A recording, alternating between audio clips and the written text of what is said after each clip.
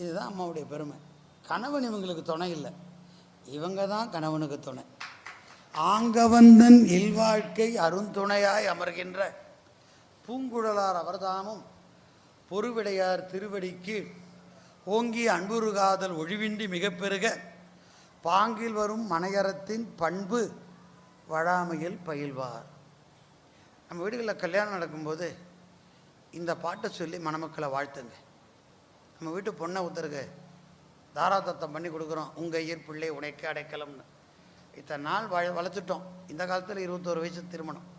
அந்த பொண்ணை ஒருத்தட்ட கொடுக்க போகிறோம். இந்த பாட்டை சொல்லுங்கள், உங்கள் ஐயர் பிள்ளை உனைக்கே அடைக்கலம்.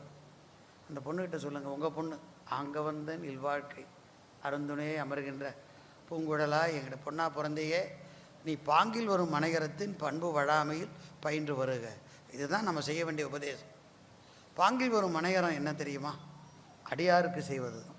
விருந்தோம்பல் என்பது நமக்கு நண்பர்களையும் உறவினர்களையும் வீட்டுக்கு அழைச்சி அவர்களுக்கு திருமுது படைப்பது அன்று. சிவபெருமானுக்கு காட்பட்ட மெய்யடியார்கள், திருவேடம் தாங்கிய மாதவத்தவர்கள், அவர்களுக்கு திருமுது செய்வது தான் விருந்தோம்பல்.